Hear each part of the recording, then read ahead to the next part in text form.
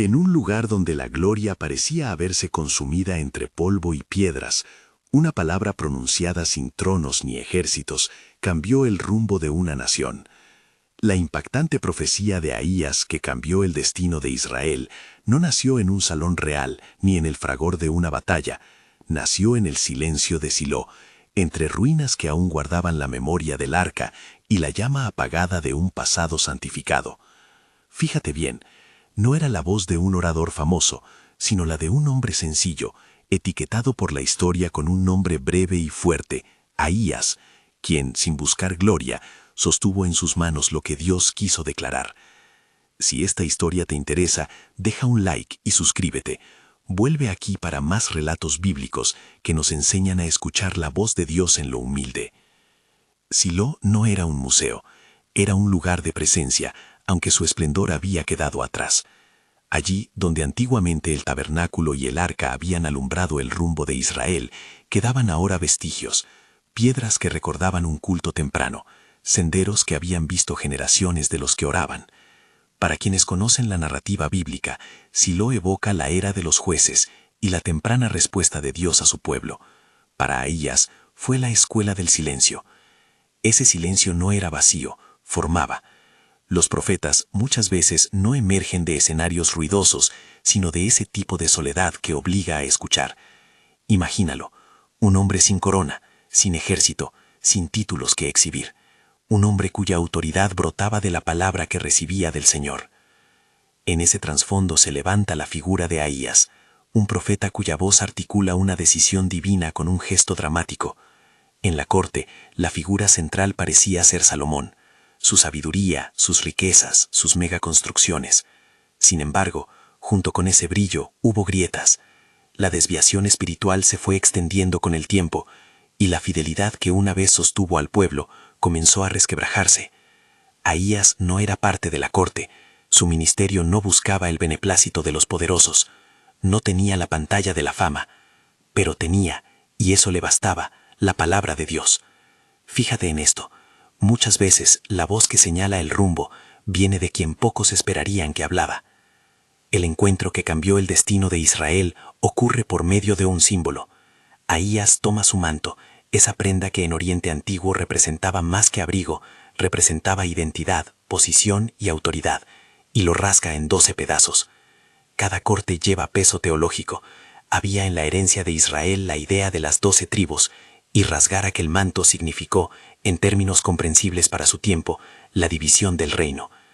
Ahías entregó 10 de esos pedazos a Jeroboam, señalando que sobre él recaería el liderazgo de 10 tribus.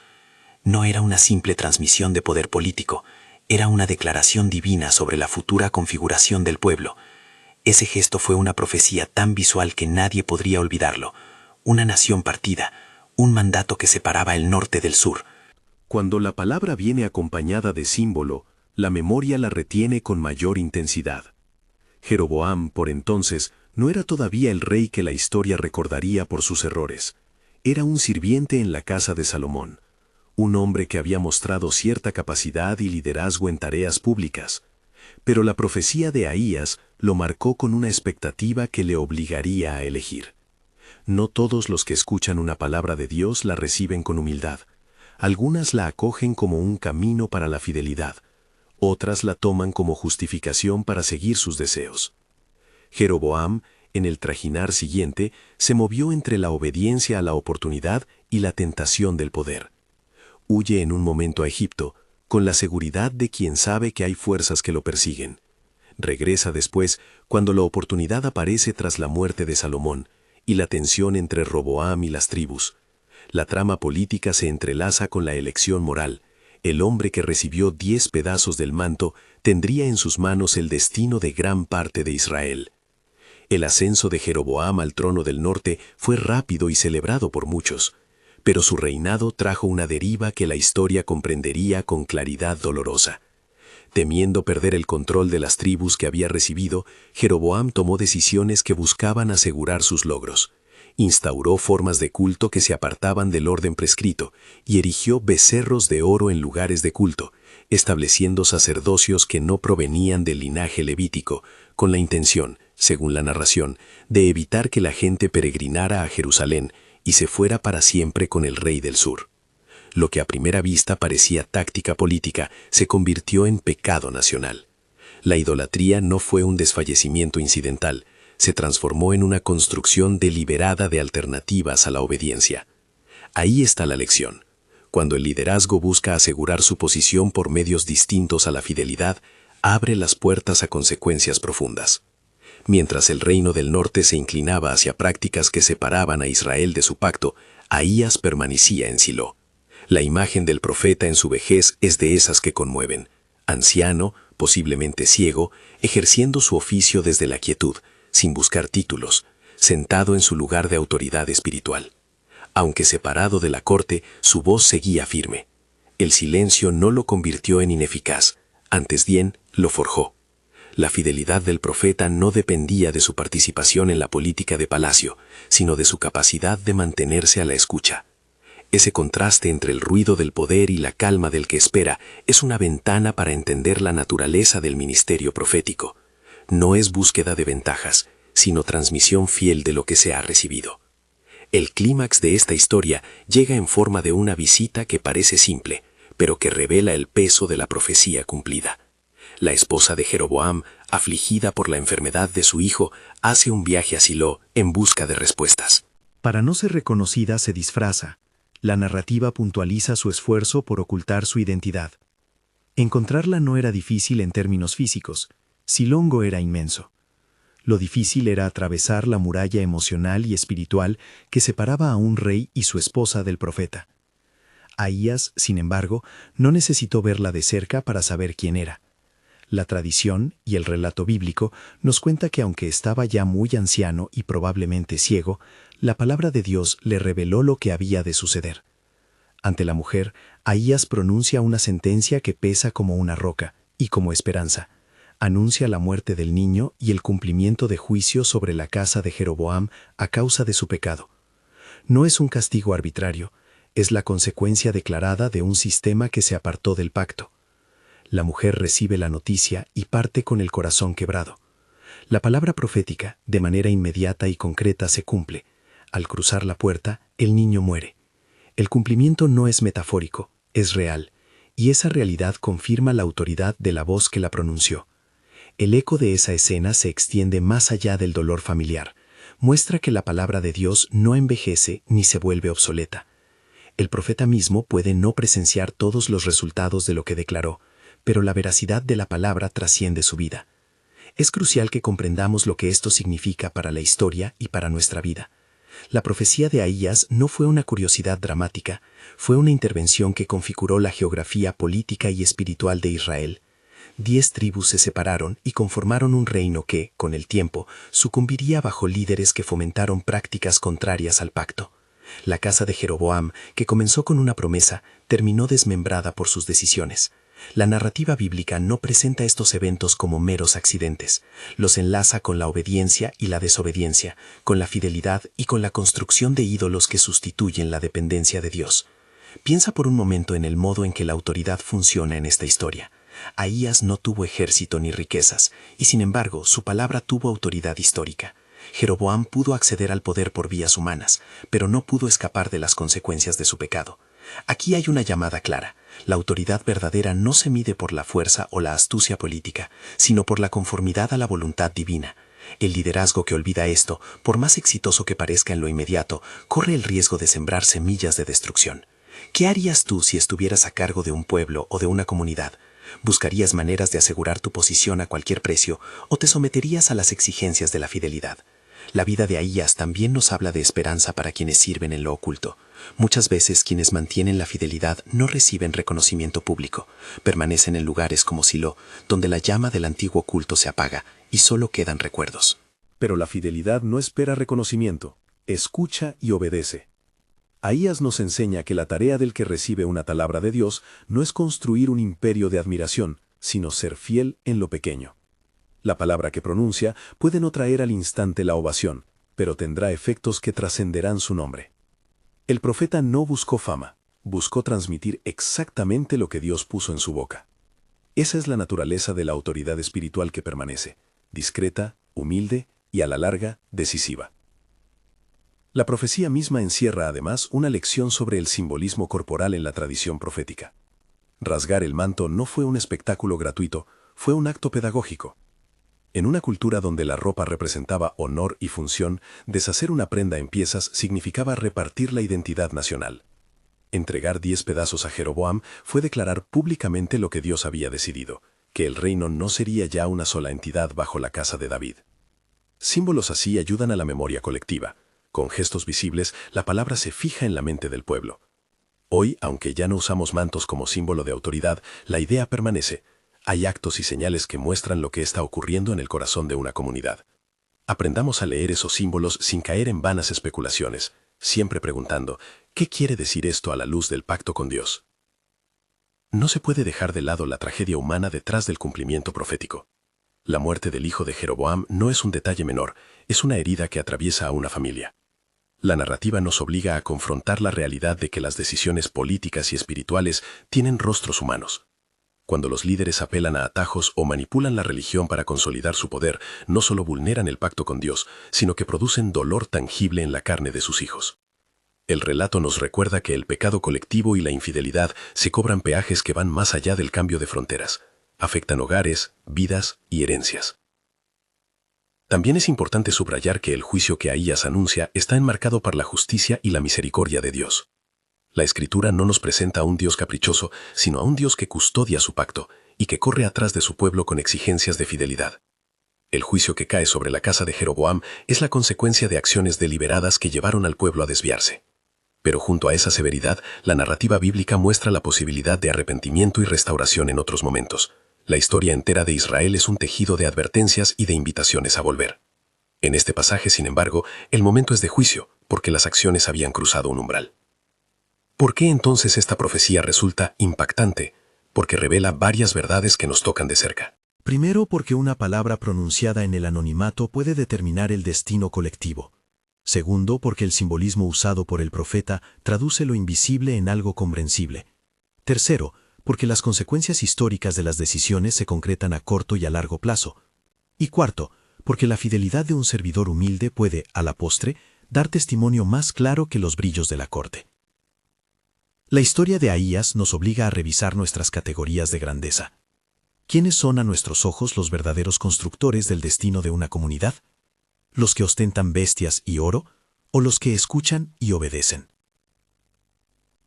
La narrativa de Una de Reyes 11:14 que contiene estos episodios nos ofrece además un mapa para la reflexión pastoral. Los líderes, ya sean gobernantes civiles, pastores, directores de familia o responsables de comunidades, han de tomar nota. La manera en que se ejerce el poder influye profundamente en la vida del pueblo. Jeroboam, temiendo la pérdida, eligió alternativas que parecían prácticas, pero que terminaron por alejar a su pueblo del camino de la alianza. ¿Liderazgo responsable no es lo mismo que liderazgo inteligente desde un punto de vista meramente funcional? Implica ante todo fidelidad a las formas y principios que sostienen la vida comunitaria. Cuando esos principios se corrompen, la autoridad se desvirtúa y produce daño. Al hablar de la figura de Ahías, no podemos olvidar otro aspecto relevante: el legado de la palabra profética. Ahías pudo no haber vivido para ver la consumación final de todo lo que declaró, pero su palabra permaneció y se cumplió.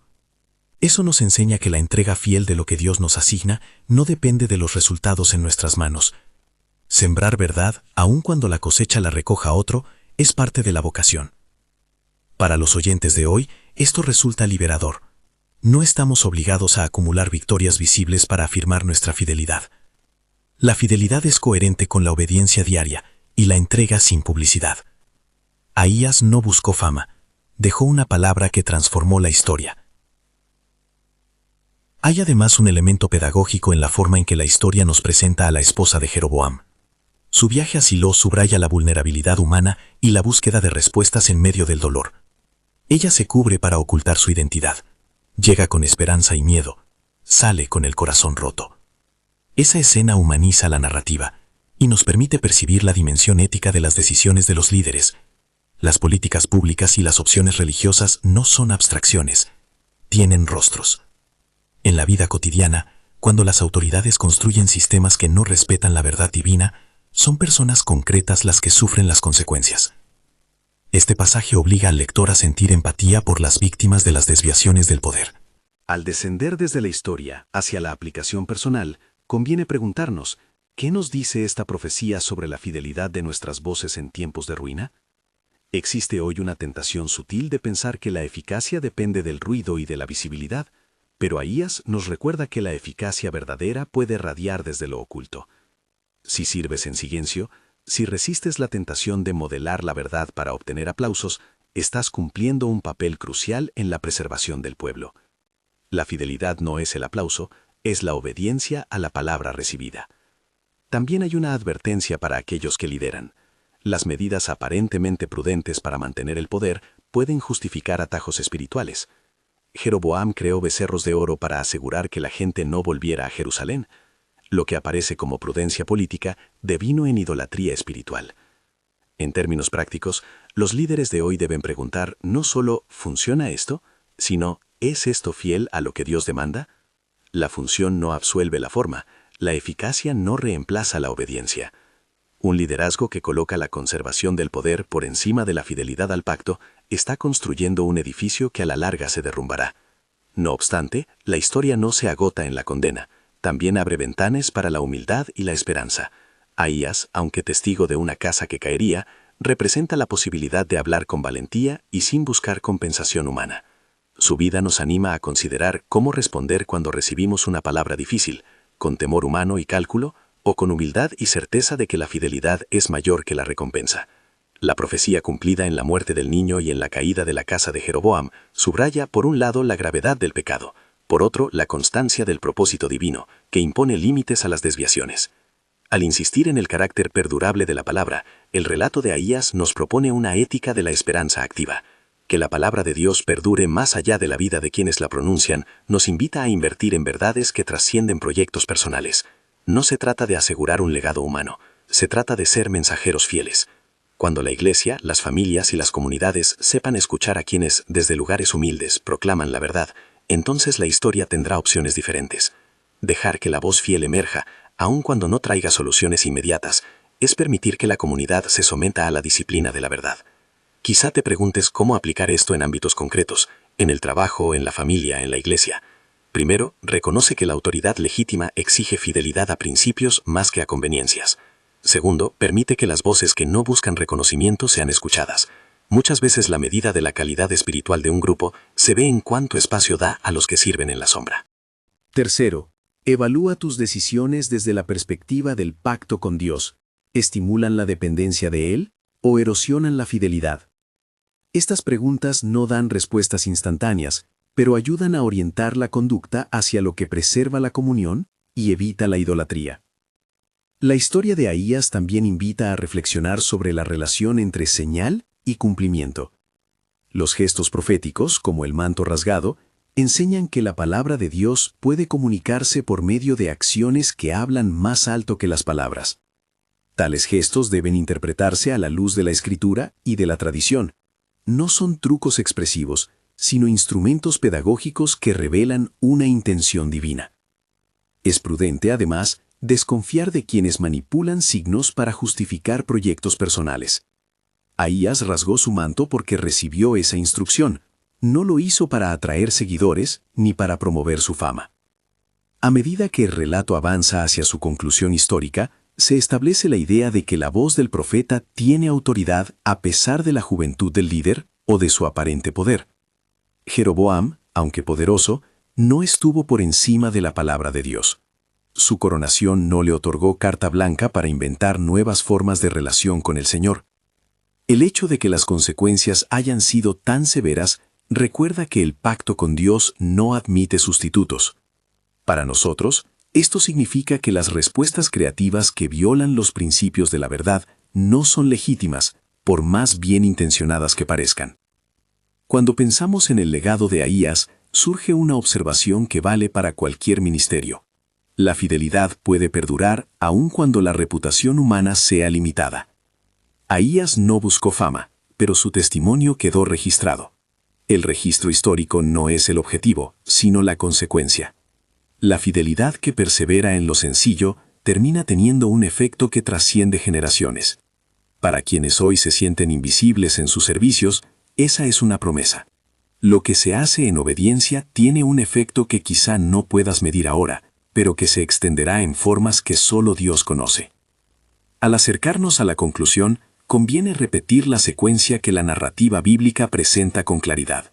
Silo, el lugar que formó al profeta, el gesto del manto que simboliza la división, la ascensión de Jeroboam al norte, seguida por decisiones que conducen a idolatría, la visita afligida de la esposa, la palabra de Ahías anunciando muerte y juicio, el cumplimiento inmediato, y finalmente, la constancia de la palabra profética más allá del tiempo.